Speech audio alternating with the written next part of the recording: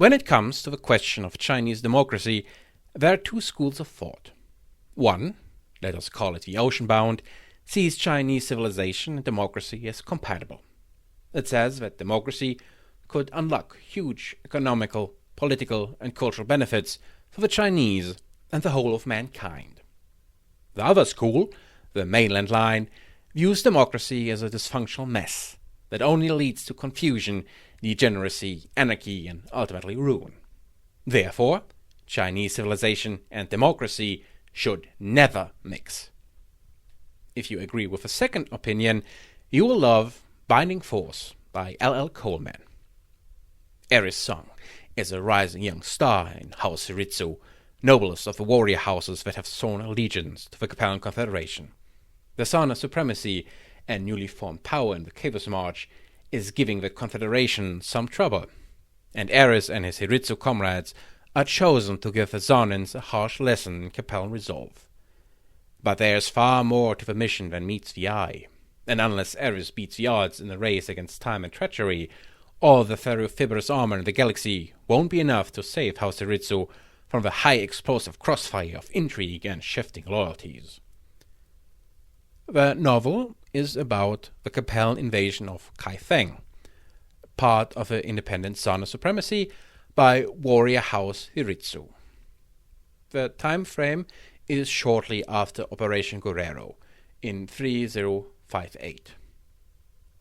We get a bit of high politics in the prologue and epilogue of the story, and we have interludes that go back in time and introduce and flesh out the character of Aris, our main protagonist, but the clear focus is on the action during the invasion of a planet. The Sarna Supremacy is part of the old Sarna March and decided to take a chance at independence. And of course, Sun Tzu Liao, our old friend, is not that happy about it. So he unleashes House Hiritsu to take care of a problem. Main part of the plot is the invasion and the military actions taken during it, but it soon turns out that there is a traitor among the warriors of House Hiritsu, and the death of the housemaster shows how high the stakes truly are. We have a split story of some kind. We have the military parts about the invasion, the stratagems used, the tactics against the defenders of Kaifeng, and we have also the unraveling of the conspiracy with some, let's say, spycraft, intrigue, and cabals. The book itself is very well written and has a good pacing.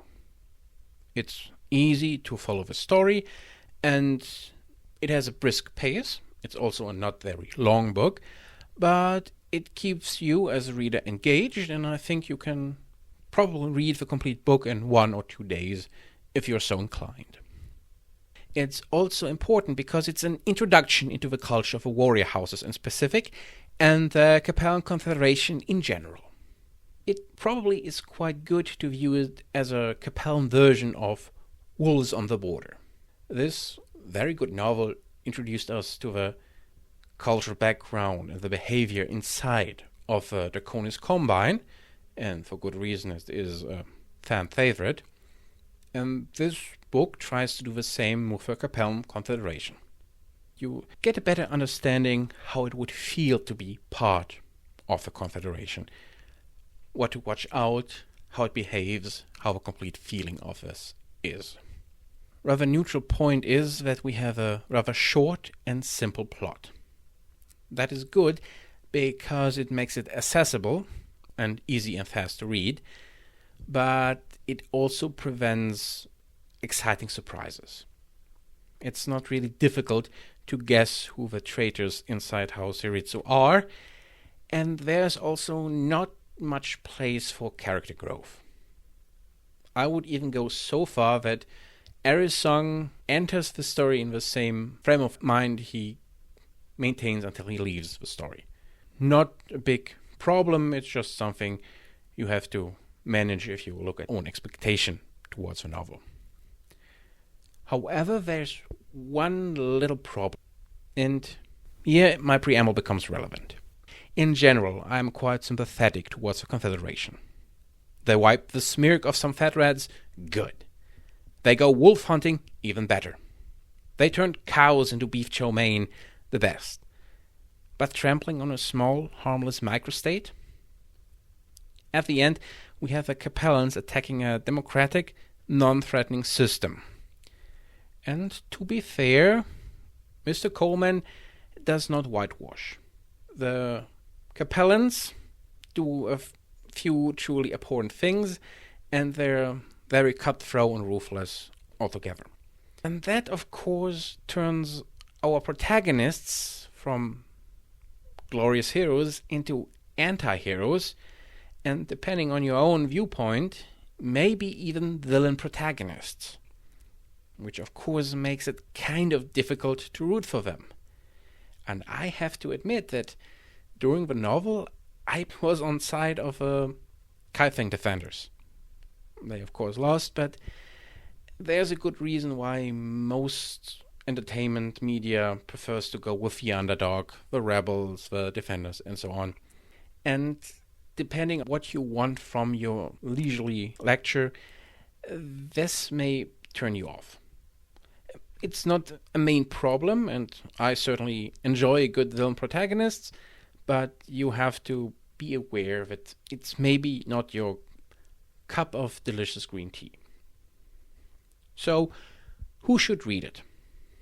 Of course, if you're a die-hard fan of the Capellans, and your name is not LorenLColeman, you should definitely grab the book because that is made for you.